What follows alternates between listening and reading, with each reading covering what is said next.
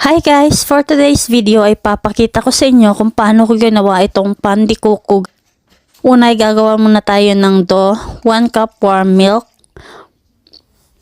1/4 cup sugar, 3 tablespoon milk powder, 2 teaspoon yeast, at i-mix lang natin sa tunang asukal, half teaspoon salt, 1 egg, half teaspoon vanilla, at i-mix lang din natin ito.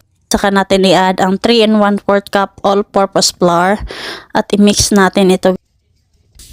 Saka tayo maglagay ng 1/4 cup butter at i-mix lang din natin ito at masahin natin ito ng 10 to 12 minutes hanggang sa maging elastic na siya, guys.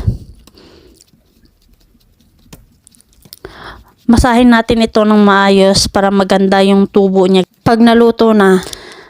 At ito guys, elastic na siya. At i-rest lang natin ito for 1 hour. Naglagay lang tayo ng konting mantika at takpan natin ito. Gagawa tayo ng palaman. 2 cups desiccated coconut, 1 cup brown sugar, 1/4 cup butter, at 1 cup milk. Tapos add tayo ng 1/4 cup all-purpose flour. At i-mix lang natin ito. At mag-add tayo ng 1/4 cup milk powder. Lutuin natin ito ng maayos hanggang sa hindi na siya mag-stick sa ating spatula. At yan, pwedeng-pwede na ito at iset aside lang natin. Ito, umalsa na siya. I-divide na natin ito into 16 pieces. Tapos bilugin lang natin isa-isa tulad yung ginagawa ko. At maglagay na tayo ng palaman niya. Yan yung ginawa natin kanina at balutin lang siya na parang sopa para hindi siya mag-leak yung palaman niya. At repeat the process lang. Tapos i-flat natin siya tulad yung ginagawa ko at tusukin ng tinidor. At i-rest natin ito for another 1 hour. After 1 hour, umalsa na siya.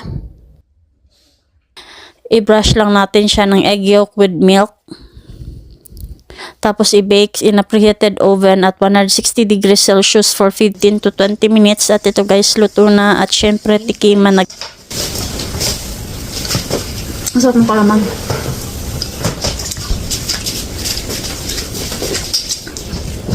Ang lambot ng tinapay, guys.